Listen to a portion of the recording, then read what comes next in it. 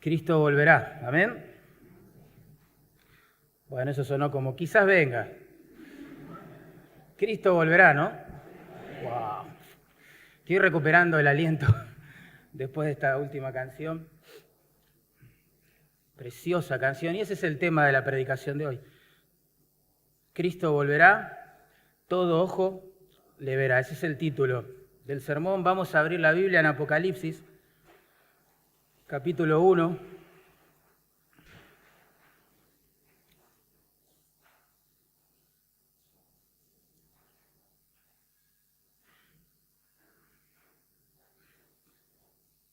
Vamos a leer versículos 1 y después el 7. Cristo volverá y todo ojo le verá. Dice la palabra de Dios en Apocalipsis 1:1, la revelación de Jesucristo que Dios le dio para manifestar a sus siervos las cosas que deben suceder pronto.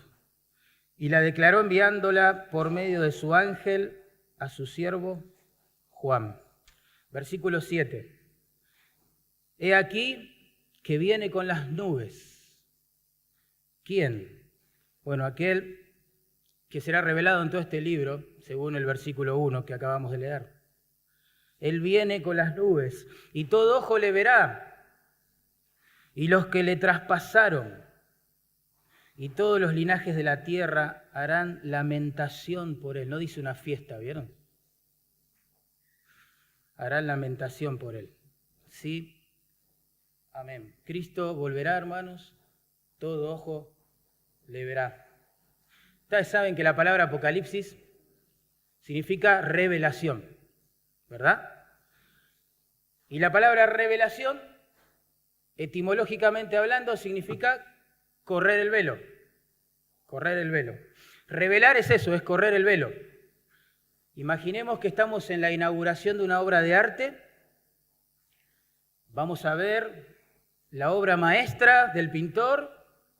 Llegamos a la sala donde se exhibe su cuadro, pero está tapado, está velado. Cuando llega el momento señalado, alguien corre ese velo.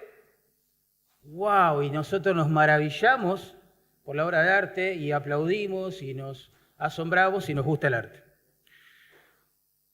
El Apocalipsis, hermanos, es eso, lo acabamos de leer en verso 1, es la revelación ¿de quién? De Jesucristo.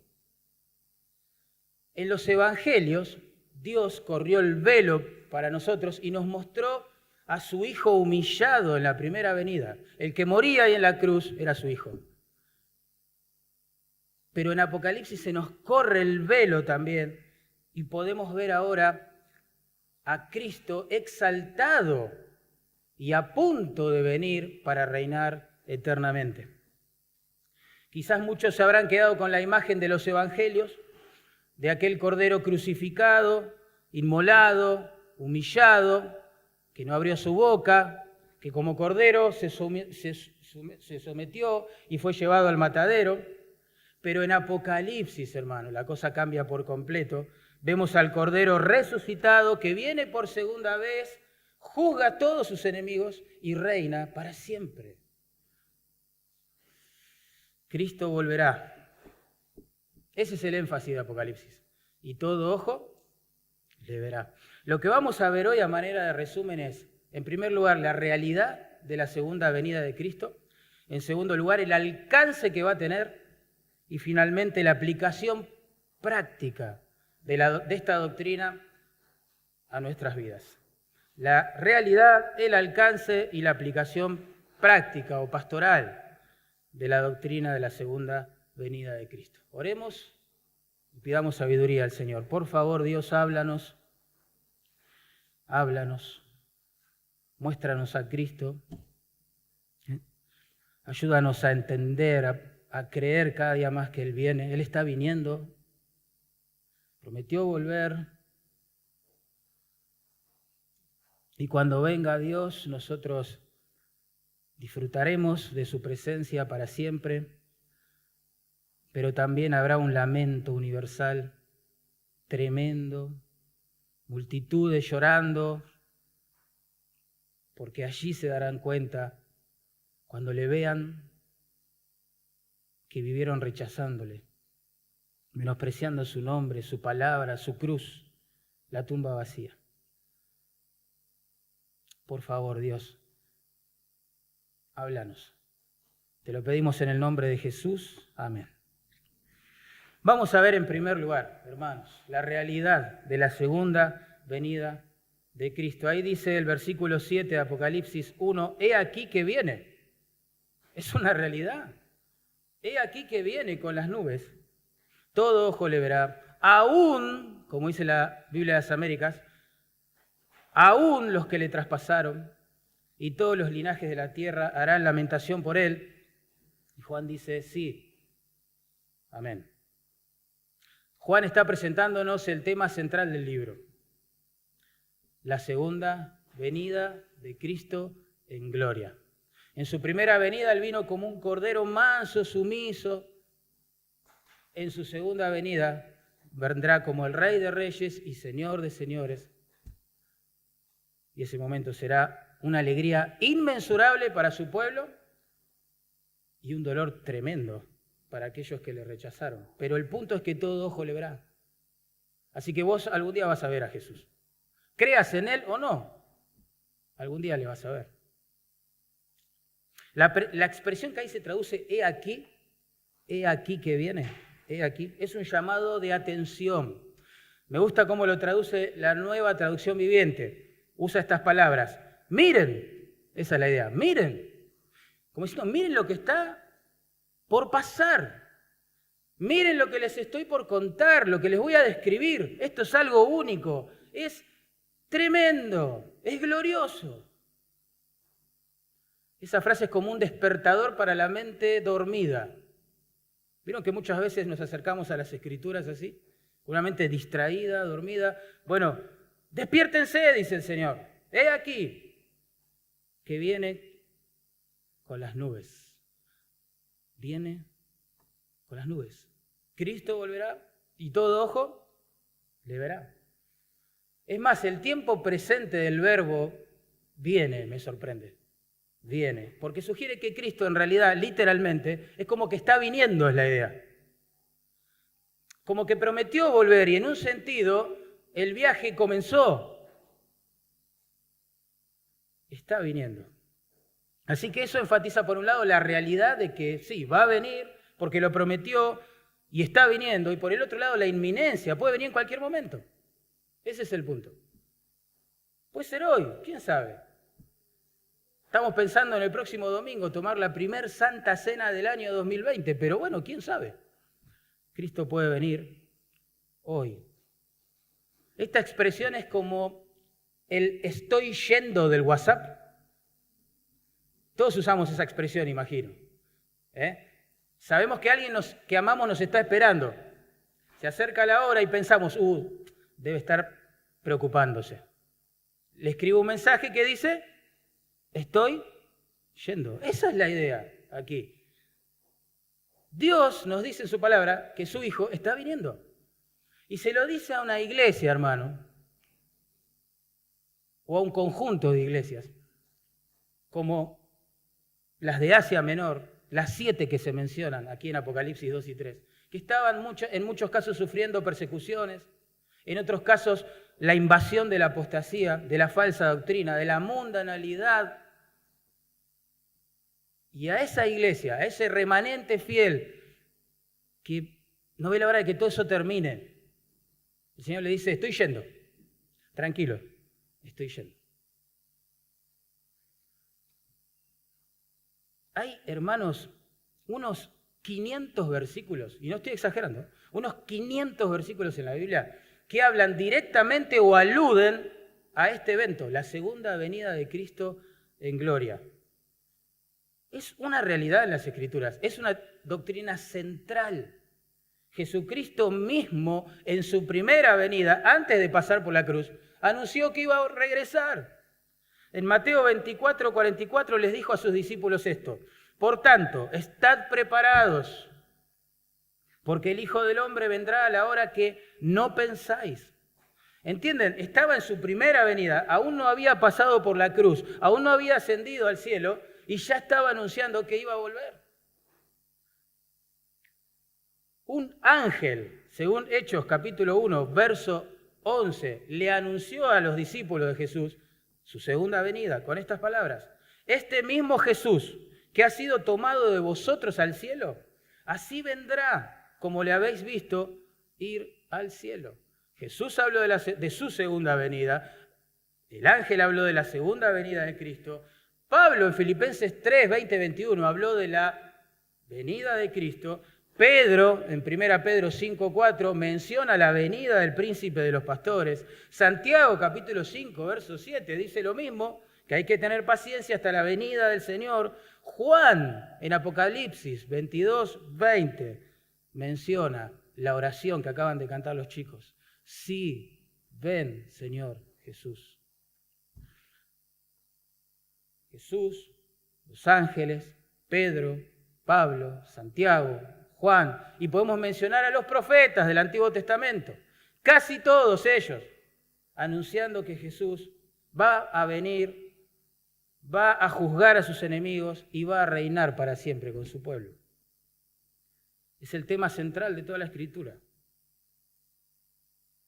A pesar de aquellos burladores que Pedro menciona en su segunda carta, que dicen, ¿dónde está la promesa de su venida? Él vendrá. Él vendrá. Así que todos los hermanos, de todas las posturas escatológicas, bíblicas y sanas, podemos decir que Cristo viene, juzga y reina para siempre. Y eso es lo que espera la iglesia. La iglesia dice, ven Señor. Sí, ven Señor. Un incrédulo no va a decir eso. Un incrédulo no está pensando en la venida del Señor. Y los incrédulos que asisten todos los domingos a iglesias como esta, tampoco están esperando la venida del Señor, no les interesa.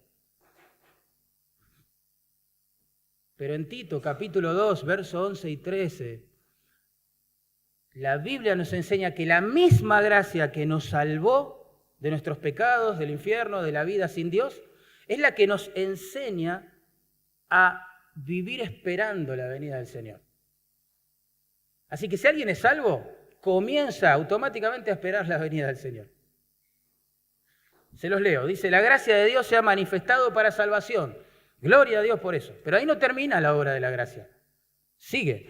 Enseñándoos que, renunciando a la impiedad y a los deseos mundanos, vivamos en este siglo sobria, justa y piadosamente. ¿Ven? La misma gracia que salva comienza un proceso de santificación.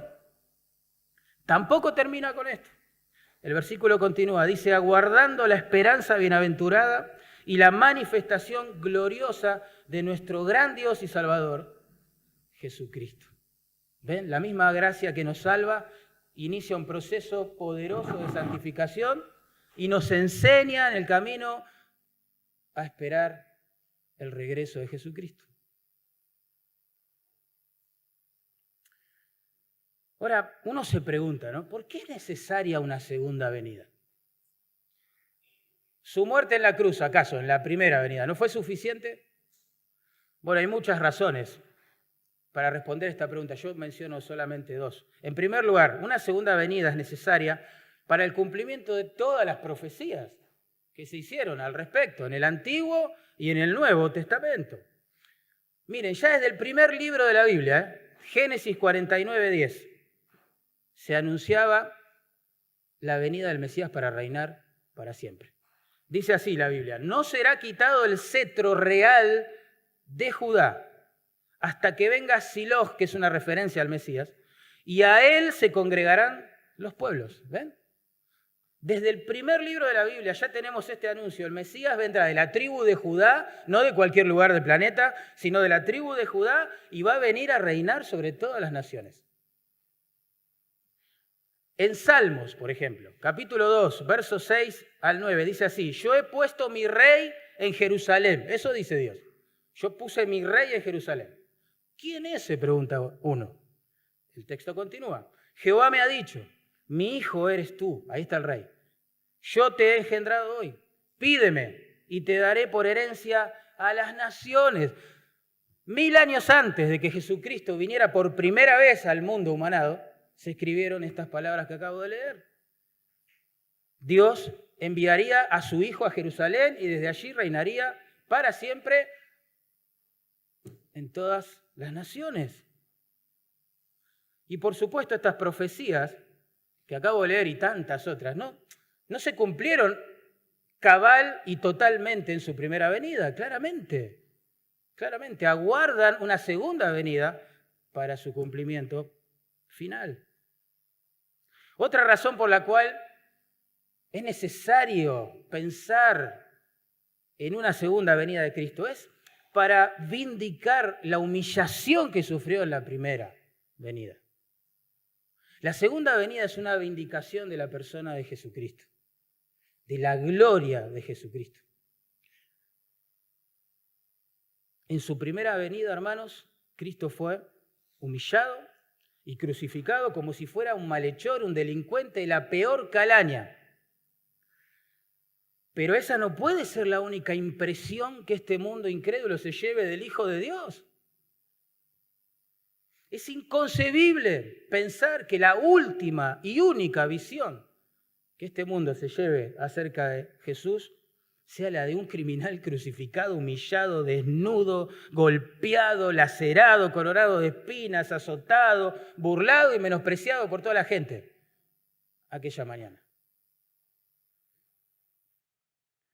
Un día, hermanos, la Biblia dice que en el nombre de Jesús se doblará toda rodilla de los que están en los cielos y en la tierra y debajo de la tierra, y toda lengua confesará que Jesús es Él. Ahí está. Será vindicado su nombre, su gloria, su obra y su persona. Todo el mundo lo va a tener que decir. ¡Wow! Era el Señor.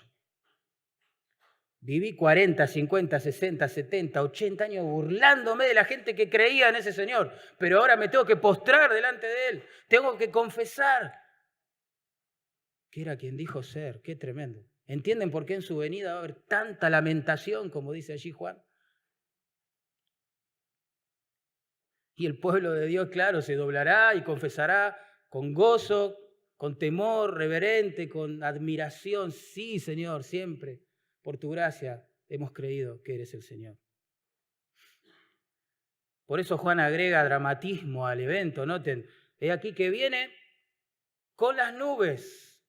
Con las nubes, imagínense el cuadro, el Señor de la gloria, resucitado, humanado, victorioso, conservando aún las marcas de nuestra redención en sus manos y su costado, viniendo en la gloria, rodeado de nubes, de ejércitos celestiales, según Mateo 24. Las nubes acá mencionadas no son las comunes, las que nosotros vemos cada día en el cielo, son nubes sobrenaturales que son asociadas a lo largo de la Escritura con la gloria de Dios. Por ejemplo, en Éxodo 40, 34, ustedes se acordarán, una nube, dice la Biblia ahí, cubrió el tabernáculo de reunión.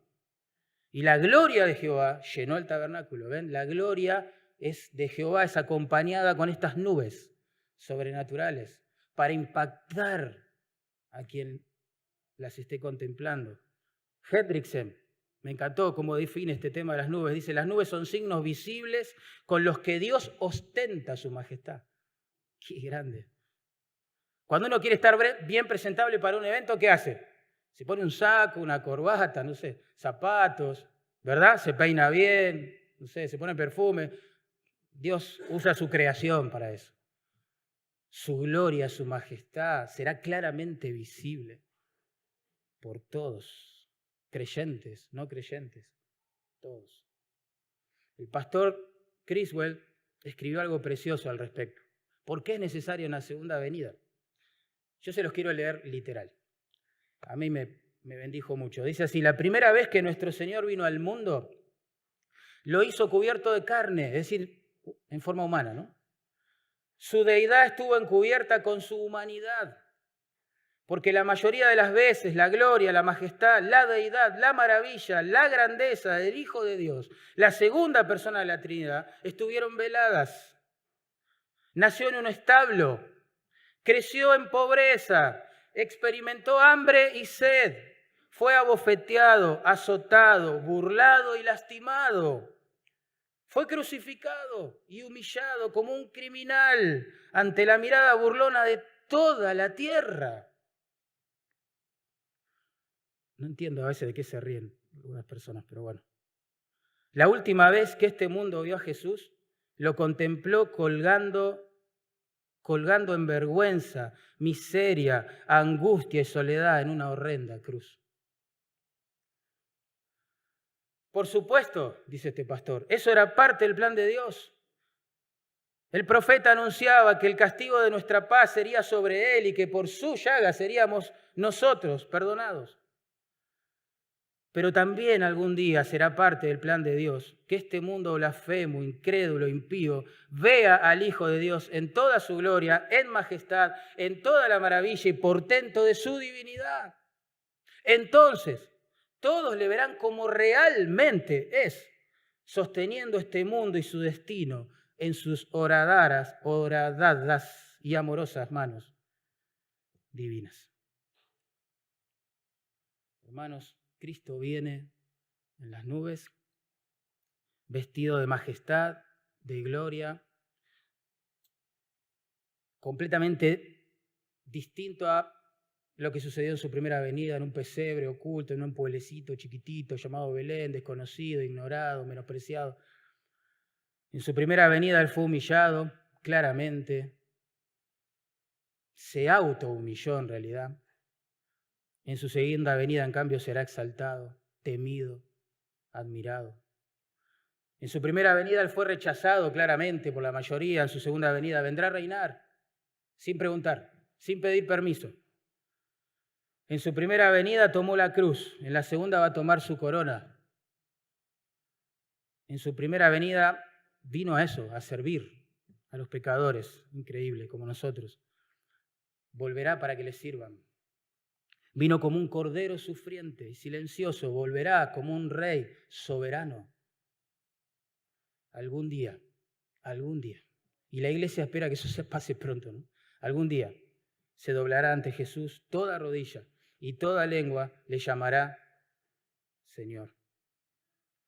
Esa es la realidad de su venida. Pensemos un ratito en el alcance ahora que tendrá su venida. Dice el versículo 7, todo ojo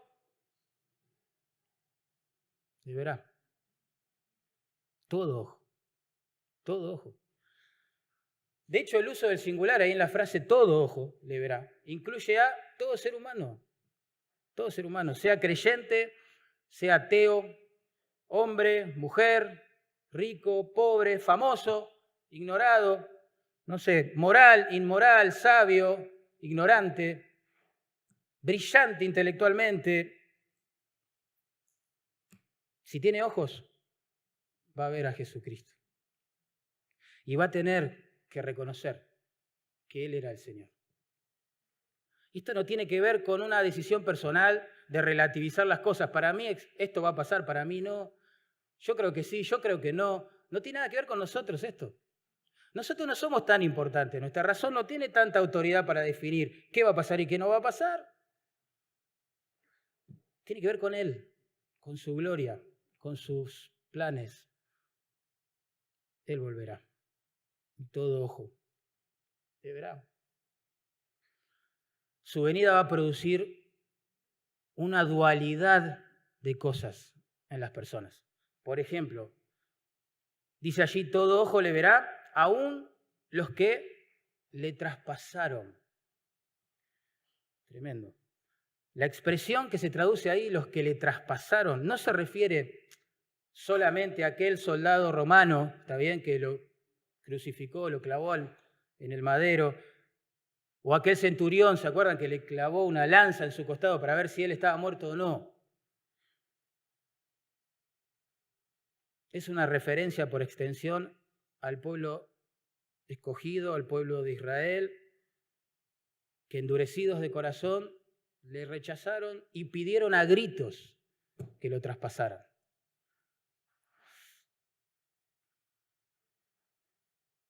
Hasta el día de hoy eso sigue pasando. Eso sigue pasando. Si Jesús se hubiera humanado otra vez y estuviera predicando las cosas que predicó y viviendo la forma que vivió y atacando a la religión oficial como lo hizo, es muy probable que la mayoría de las personas, y yo seguramente sería uno, quizás, estaríamos diciendo, sí, traspásenlo, métanlo preso, diríamos nosotros. Métanlo preso, ya que deje de hablar ese hombre, ese loco. Porque ante su venida, toda lengua va a tener que confesar querer al Señor y toda rodilla se va a doblar. En Romanos 11:26 dice que luego de la ceguera actual que tiene el pueblo de Israel, así dice literalmente el texto, todo Israel será salvo, como está escrito, vendrá de Sión el libertador, que apartará de Jacob la impiedad. Muchos escogidos por Dios que van a ser salvos, pero que hoy están endurecidos, se van a convertir frente a las evidencias que rodean su venida, sin duda. Y nosotros vemos eso en el libro de Apocalipsis, es hermoso ver eso. En el capítulo 7, por ejemplo, hay 144.000 judíos predicando el evangelio por todo el mundo. Hay un montón de gente proveniente de todo pueblo, lengua, tribu y nación que se ha convertido a Cristo, que ha pagado con su vida por eso, pero que está alrededor de su trono adorando su nombre. Muchísima gente se va a convertir en este evento tremendo, único, irrepetible en la historia, la venida de Cristo y todos los juicios y señales y catástrofes que la preceden. Pero acá Juan está tomando prestado lenguaje de Zacarías, capítulo 12, versículo 9 y 10. Yo les leo el pasaje, dice así: derramaré sobre la casa de David y sobre los moradores de Jerusalén espíritu de gracia y de oración, y mirarán a mí, a quien traspasaron, y llorarán como se llora por hijo unigénito. El trasfondo de este pasaje de Zacarías que acabo de leer es precioso y esclarecedor. Dios le está diciendo a su pueblo a través de su profeta en aquel entonces que Él les había dado un buen pastor, pero que ellos en su dureza de corazón le mataron y se buscaron otros pastores para reemplazarlo. Pero, llegará el día, ese es el mensaje de Zacarías, cuando por la gracia de Dios se iban a arrepentir de su maldad, ¿sí? Y iban a recordar a aquel buen pastor que habían rechazado y despreciado, traspasado es la palabra que usa allí, y lamentarían su pérdida. Ellos se iban a arrepentir y Dios los iba a restaurar. Ellos se darían cuenta que matarían al buen pastor. Ese es el punto. Y Juan toma esa imagen de Zacarías capítulo 12 y la aplica claramente a Jesús y a la segunda venida de Jesús.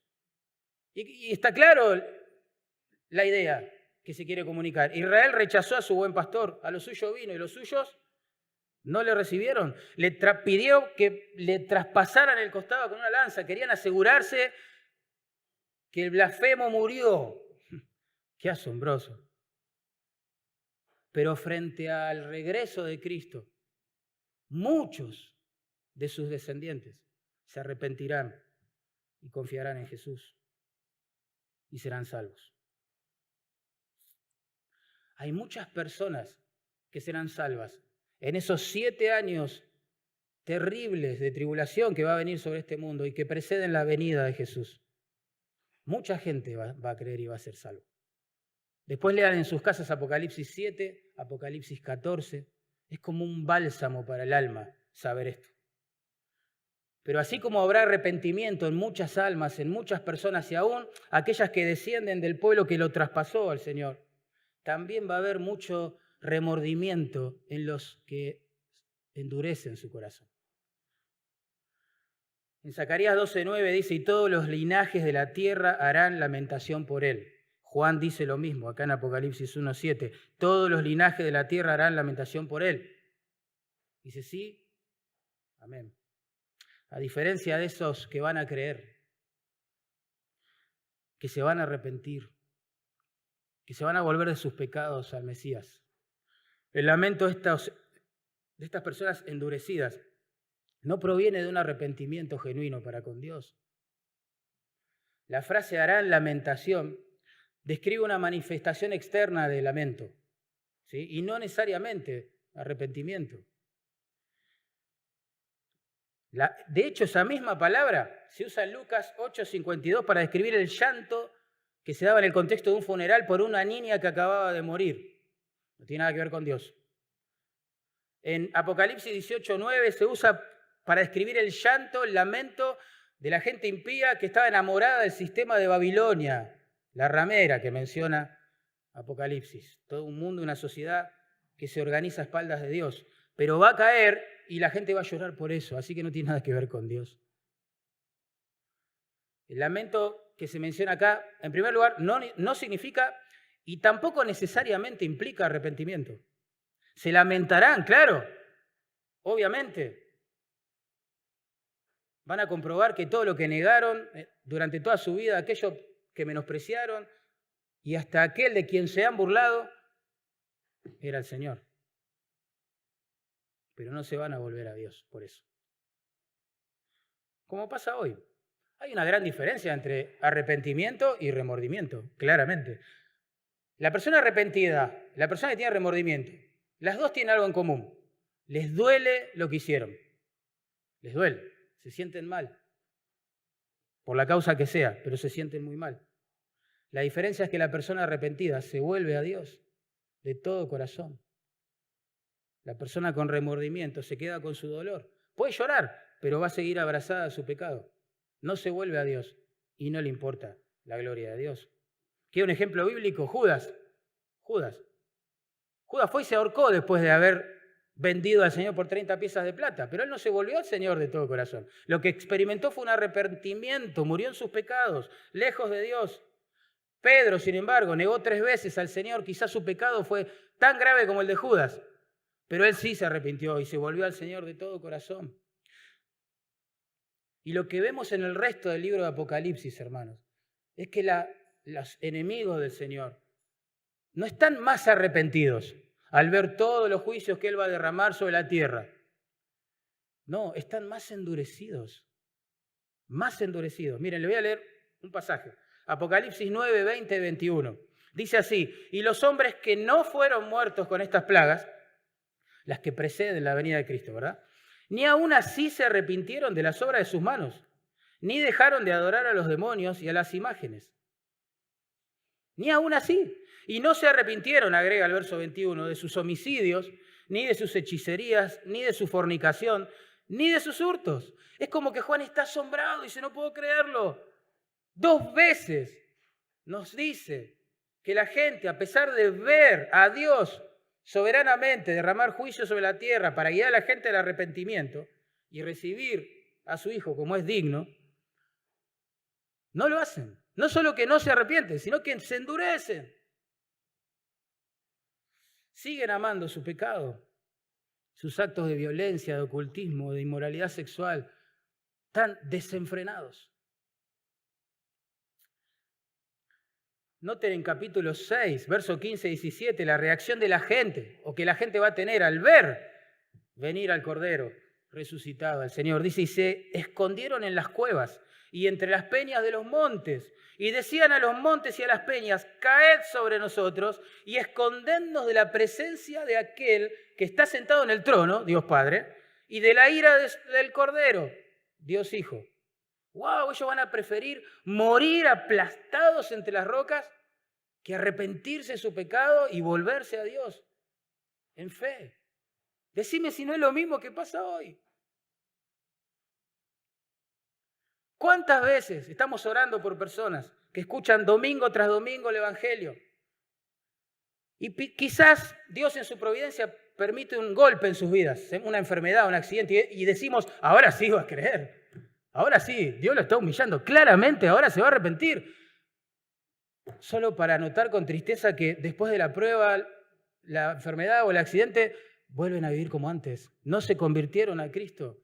Siguen amando su pecado. Es tremendo ver eso. Y yo quiero decir algo. Nosotros somos iguales. Iguales. Si no fuera por la gracia de Dios que iluminó los ojos de nuestro entendimiento para que veamos en Cristo la justicia que necesitamos y la salvación, seríamos iguales. ¿Se acuerdan de la parábola del rico y Lázaro?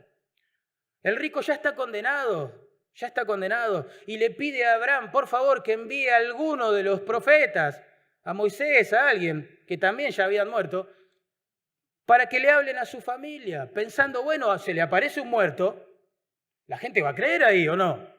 Imagínate, si te aparece Moisés en la habitación y te dice, arrepiéntete de tus pecados, vos decís, wow, va a creer. No hay chance de que endurezca su corazón. ¿Qué dijo? ¿Cuál fue la respuesta de Abraham? Tienen la palabra, los profetas, a Moisés. Si no creen a las Escrituras, no van a creer porque alguien se levante de los muertos y le predique el Evangelio. Así somos. Esa es tu condición, mi condición, por naturaleza. Salvo que Dios haga un milagro, que se llama salvación. Qué triste. Qué triste, hermanos. Imagínate a aquellos que se burlaron de la persona del Señor toda su vida. Aquellos que persiguieron a su pueblo con saña. Aquellos que menospreciaron su palabra al nivel de mitos urbanos. Aquellos que se burlan de sus proezas, de cómo ha obrado en la historia, de las cosas que ha prometido hacer en el futuro. Imagínate ese momento. Imaginen a esos ricos y poderosos que confían en sus riquezas y que por ende menosprecian el Evangelio de Cristo, diciendo que es para débiles, para tontos, torpes, para gente que se ha quedado en la Edad Media en su forma de pensar, que no se ha adaptado a estos tiempos post-cristianos. Ya no son postmodernos, son post-cristianos. Imaginen a aquellos, hermanos, y hoy pensaba en esto y oraba, Dios, imaginen a aquellos, hermanos, que domingo tras domingo están en una iglesia, escuchando el Evangelio, poniendo cara de creyente, cantando alabanzas, pero que no se han convertido a Cristo, que no se han vuelto de sus pecados, no se han convertido en discípulos de Él por la fe. Imagínense ese momento. Yo no me lo puedo imaginar. Uno se pregunta, ¿habrá otra oportunidad para ellos ahí frente a el rostro mismo del Señor? Bueno, en 1 Tesalonicenses 5:13, Pablo, hablando de este mismo momento, de esta misma circunstancia, dice, no escaparán. No escaparán. No escaparán. Qué tremendo eso. Aquellos que rechazaron con indiferencia la primera venida de Cristo sufrirán su indignación en la segunda.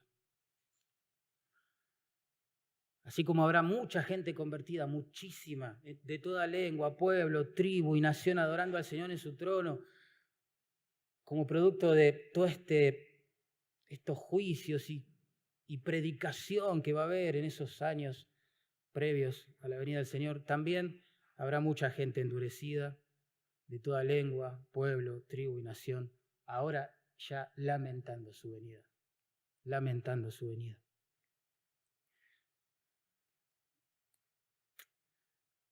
¿Cómo serán todas estas cosas? Uno se pregunta. Bueno, en Daniel 7, Daniel, Antiguo Testamento, capítulo 7, verso 1 a 14, se nos cuenta cómo va a ser la historia.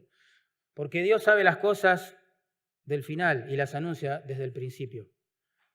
Allí se profetiza el surgimiento de 4 imperios mundiales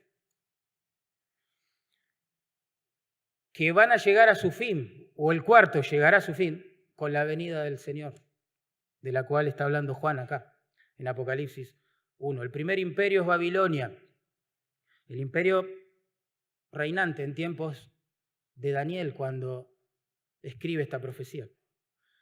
El segundo que le sucedió, por historia sabemos esto, y por el Antiguo Testamento todavía también, el imperio persa. El tercero que le sucedió, ya recurrimos a la historia, Grecia. El cuarto, Roma. Aquel imperio que en la profecía es representado como una bestia tremenda con dientes de hierro, del cual en algún momento emerge un líder político / religioso que gobierna este mundo y persigue a los creyentes. Pero ahí no termina la profecía, porque en la visión de Daniel se ve claramente que de golpe cae una piedra no cortada con mano, que representa al Señor, golpea contra esta imagen que representa estos 4 imperios y la imagen se deshace por completo. Y la enseñanza es que cuando venga el Señor, como venimos diciendo, va a juzgar a todos sus enemigos. No va a pedir permiso, ya, Él va a establecer su reino. Y es un reino eterno. Yo les leo, en resumen, las palabras de Daniel. Dice, he aquí con las nubes del cielo, ¿te has acordado de Apocalipsis 1:7? Sí. He aquí con las nubes del cielo, venía uno como un hijo de hombre. ¿Quién es el hijo del hombre? En los evangelios, Jesús. Y le fue dado dominio, gloria y reino, ahí está, reino, para que todos los pueblos, naciones y lenguas le sirvieran.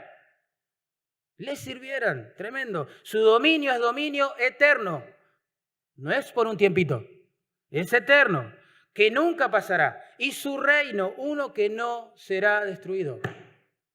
Cristo regresa, juzga a sus enemigos y reina. Ese es el hilo conductor de la Escritura. Qué tremendo. Ahora uno dice, bueno, está bien, termina con los reinos de la tierra. Algunos fueron mejores que otros, peores, tuvieron una actitud más bondadosa, menos hacia el pueblo de Dios. Pero ¿cómo será la vida en su reino, en el reino que Él trae?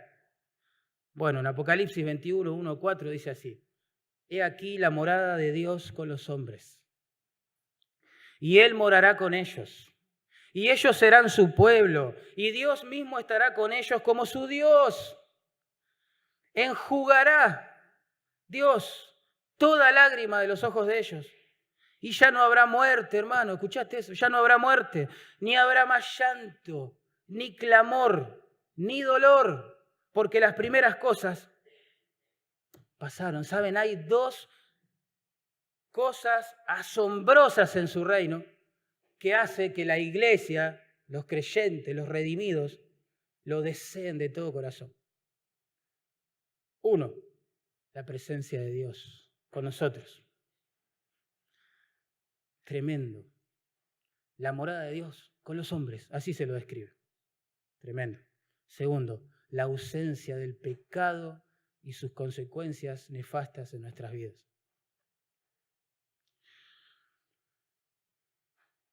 A la luz de esto, miren cómo termina Apocalipsis. El último versículo, vamos a leer, capítulo 22.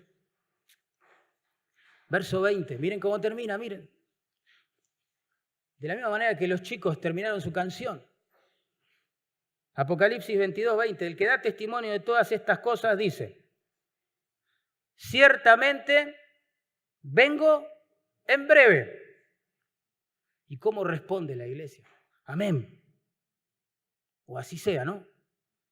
Sí, ven Señor Jesús. Ven Señor Jesús. ¿Cómo responde Juan? Donde estábamos antes, capítulo 1, verso 7. Sí, amén. Ven, Señor Jesús. Anhelamos tu reino. Anhelamos tu presencia. Anhelamos ya dejar de luchar con nuestro pecado. Por favor, Dios, ven pronto. Esa es la esperanza que ha sostenido a la iglesia perseguida, a la iglesia que ha tenido que ver cómo en sus filas la apostasía ingresaba y destruía y dividía y corrompía. Esos creyentes, esa manada pequeña que estaba en el medio de la corrupción de la iglesia. Tremendo, la iglesia que sufre, la iglesia que es encarcelada, la iglesia que se la considera ilegal en un estado, la iglesia que es fiel a Dios, la única iglesia que hay.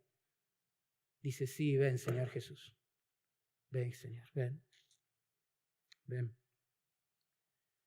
Vamos a terminar estos 10 minutos pensando en la aplicación pastoral de una doctrina tan profunda y majestuosa como esta. Para no quedarnos solamente en conceptos, ideas, proposiciones, ¿cómo debería impactarnos esta doctrina? Bueno, yo lo que veo en las Escrituras a manera de resumen es que una iglesia local que espera la venida de Cristo será un grupo que se preocupa por progresar en santidad, va a ser un grupo servicial, un grupo gozoso que experimenta consuelo de parte de Dios y un grupo que confía en la justicia de Dios. Vamos por partes. Será un pueblo, un grupo que se ocupe de progresar en su santificación. 1 Juan 3:3 dice eso. Y todo aquel que tiene esta esperanza En Él, el versículo anterior nos especifica esa esperanza. Dice que algún día le veremos tal como Él es. Bueno, todo aquel que tiene esa esperanza se purifica a sí mismo, así como Él es puro. El que viene es santo, santo, santo. Y si realmente creemos que viene, y si realmente creemos que somos parte de su reino por la gracia, y si realmente creemos que puede ser hoy, mañana, pasado, y nos vamos a preocupar por nuestra santificación sin que nadie nos tenga que retar desde un púlpito para eso, ¿o no? Claramente. El énfasis bíblico en torno a la segunda venida de Cristo no son las posturas amileniales, premileniales, postmileniales, nada que ver. El énfasis bíblico es estar preparados a causa de la inminencia del evento. Si vos a la escatología le robás inminencia e impacto de santificación en la vida, te perdiste en nubes teológicas y descuidaste el propósito por el cual Dios te reveló parte de lo que va a ser en el futuro. En Mateo 24:3 los discípulos le preguntaban a Jesús, ¿cuándo serán estas cosas? ¿Vieron? Eran iguales que nosotros. ¿Cuándo serán estas cosas? Queremos saber fecha, día, año. En el verso 42 Jesús le dijo, velen y oren. Yo me imagino a los discípulos, pero no te preguntamos eso, Señor, te preguntamos cuándo. Velen y oren. Tengan cuidado de sí mismos, de la doctrina. Cultiven el alma. Estén despiertos contra el engaño, las acechanzas del enemigo, porque puede suceder en cualquier momento. La pregunta típica que siempre se hace a la luz de este tema, ¿cuál es? Si Cristo viniera hoy, ¿no? ¿Cómo te encontraría? Y es una buena pregunta. Spurgeon decía que nos tendríamos que ir a dormir los creyentes cada noche pensando que quizás la trompeta de la venida de Cristo es la que nos vaya a despertar. Es verdad, si Cristo viniera hoy, domingo, ni siquiera vamos a tener el culto en Quilmes, viniera ahora en esta reunión, serías de los que se alegran de su venida, se postran en adoración, agradecen, o de aquellos que se van a lamentar diciendo, wow, años yendo a la iglesia, nunca me convertí al Señor, nunca. Menosprecié su palabra todo el tiempo. Siempre me creí superior a las personas que iban a la iglesia, más perspicaz, más inteligente, más contemporáneo como para creer esas tonterías. Pero si Cristo viniera hoy, ¿no nos daría tiempo para cambiar o no? Entonces vamos a hacer otra pregunta, la cambiamos un poquito. Si Cristo viniera en 3 meses, ahí está, ahí tenemos un tiempo, 3 meses. Lo hubiese dicho en algún lugar. Vengo en marzo del 2020, al final. ¿Qué cosas realmente deberíamos empezar a cambiar ya? Ahora. ¿Vos te imaginás recibir al Señor y a la vez estar resentido con un hermano? ¿Con 2, con 3, con 10? ¿Te imaginás recibir al Señor y vos estás tratando de ocultar tu pecado todavía y haciendo lo posible y lo imposible para que nadie se entere? ¿Esa es tu meta de santificación actual? ¿Te imaginás algo así? ¿Te imaginás viviendo para vos mismo la vida autocentrada, de comodidad, compras, beneficios? ¿Solo eso? ¿Solo eso? ¿Algún creyente serio puede decir esta mañana Dios me salvó para que viva dentro del shopping y nada más? ¿En serio? ¿Alguien puede decir eso a la luz de las Escrituras? Por supuesto que no hay nada pecaminoso en ir al shopping, pero si eso es todo en mi vida, me tengo que arrepentir. Urgente, porque Cristo puede venir mañana. ¿Qué tendríamos que cambiar? Estás cultivando tu alma, estás velando, orando. Sos de las personas que se levantan un rato antes para buscar al Señor, para orar, para leer las Escrituras. Sos de aquellos que tienen un amigo al cual le rinden cuenta, che, orá por mí. Estoy siendo tentado, no estoy bien. Por favor, Cristo está viniendo. Acuérdense el WhatsApp desde los cielos, estoy yendo.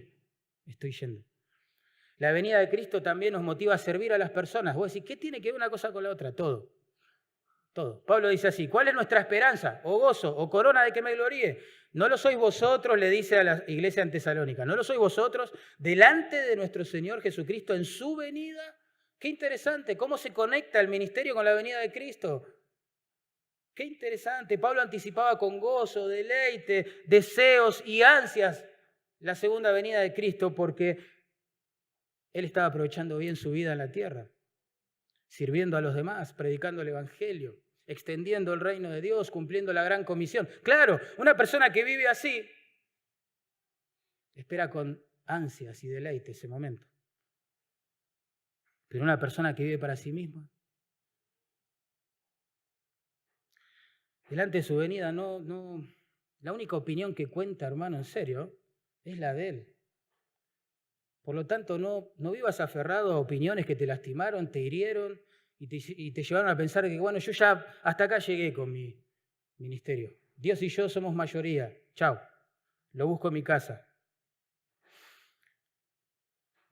No, que la venida de Cristo nos motive a vivir para las cosas más importantes. La gran comisión. Dios te puso en un trabajo o en una facultad, en un vecindario, en una familia que tiene que escuchar el Evangelio y ahí te puso a vos. Espero que la venida de Cristo te motive a hacer eso. Santa tarea. La venida de Cristo también nos debe animar a cambiar la venganza por confianza.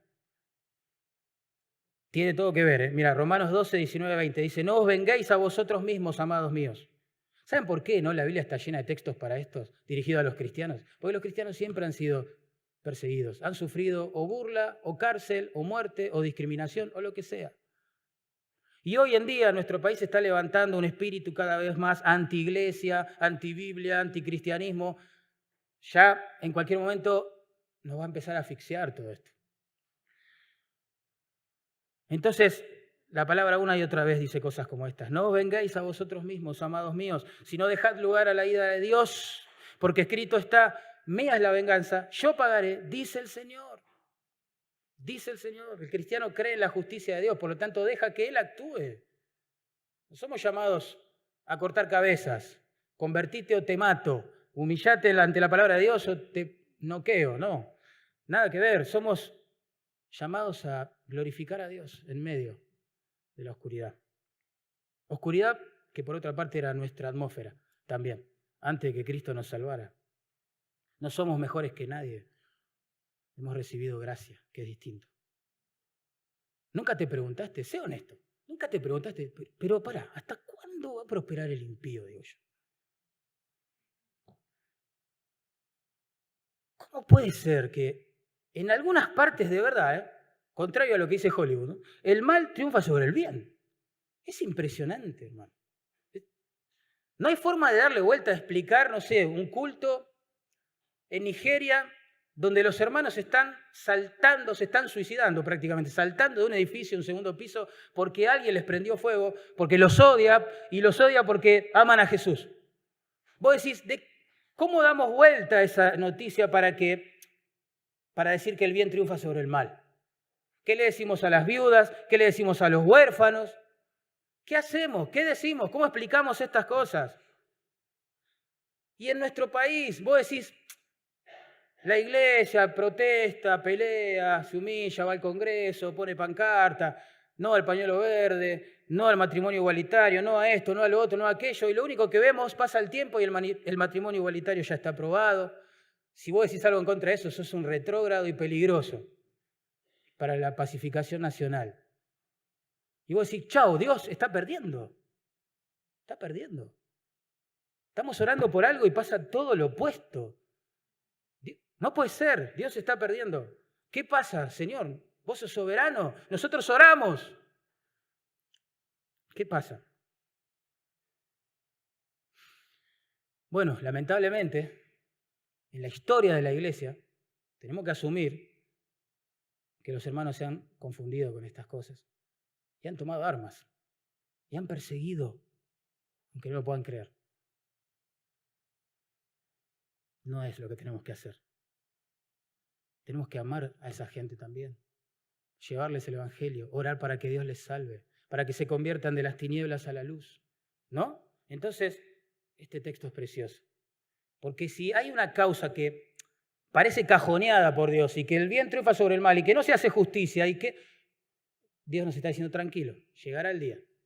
Mi hijo va a venir, ¿se acuerdan? Va a reinar y va a juzgar. Sí que tiene que ver. Es un consuelo en las pérdidas. Los creyentes, cuando perdemos un ser querido, tenemos esperanza pero sufrimos, las dos cosas. Yo no conozco ningún creyente que en nombre de la esperanza festeje porque perdió a un ser querido. Y no estaría bien tampoco. Porque la Biblia nos manda a entristecernos, pero con esperanza. Con esperanza. Y la esperanza la trae el Señor con su venida.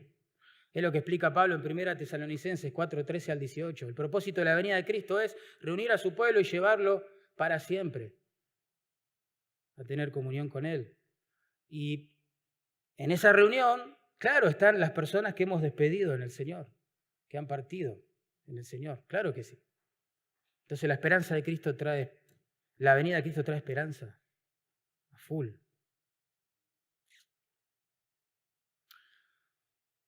Bueno, se ha ido el tiempo. Lo último que voy a decir es algo que me parece extraño en Apocalipsis 1:7. Capaz que a vos también, hoy cuando lo leímos te pareció extraño. Porque el texto dice, harán lamentación por él todos los linajes de la tierra, ¿no? ¿Y Juan qué dice en respuesta a eso?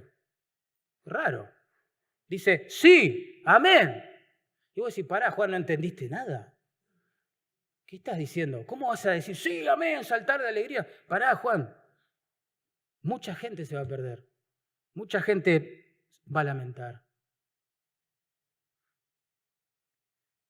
Sí, pero mucha gente también será salvada por Cristo. Y mucha gente podrá glorificar a Cristo.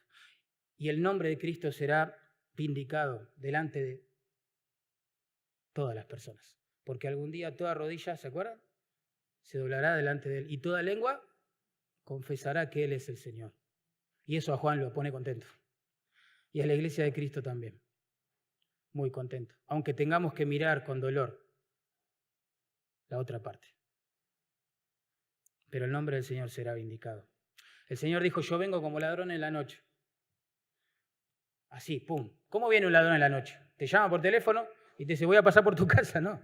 ¿Qué dice? De sorpresa, pum, inminente, no lo esperás, capaz que está durmiendo fuera de casa, de vacaciones. Pum, cayó. Así será la venida del Hijo de Dios. Por eso, nada, la Biblia dice que si hoy oís su voz, que no endurezcas tu corazón, no lo endurezcas. Mira, te lo estoy rogando en nombre del Señor, no lo endurezcas. Porque hoy puede ser el día de salvación. El Señor todavía no vino. Es paciente. Está guiando a la gente al arrepentimiento y a la fe. Pero toda esa gracia se puede acabar mañana. Rápido. Solo para terminar es necesario recordar que Cristo murió por nosotros. Y si vos pensás en la venida de Cristo y te da alegría, y estás gozoso esperando a tu Señor porque experimentaste salvación, bueno, dale gracias, es un milagro. Es un milagro. Pero también te quiero decir a vos que estás perplejo con esto, te incomoda, preferís no pensar en esto. Cristo murió por los pecados de su pueblo. Cristo en la cruz fue tratado como si fuera el culpable de todas tus miserias y las mías. Como si Él hubiera quebrantado la ley diciendo que fue perfecto, puro y sin mancha. Pero fue tratado así, con ira, bajo maldición, como si Él hubiera pecado en tu lugar. Y vos decís, ¿qué? ¿Por mí? Sí, por vos. Tremenda verdad. Pero Él resucita el tercer día, como también lo anticipó y lo comprueba la tumba vacía y la ausencia del cuerpo hasta el día de hoy. Él está vivo. Y esa resurrección te está mostrando hoy, por la fe, que Él es quien dijo ser. y que Él estaba muriendo en la cruz no por sus pecados, sino por los tuyos. Y que hoy te llama hoy al arrepentimiento, a volverte de tu camino de pecado, a convertirte por la fe en uno de sus discípulos, de sus seguidores, a hacer de Él tu mayor tesoro. La pregunta es, ¿qué vas a hacer? Oramos, hermanos. Cristo volverá. Todo ojo le verá.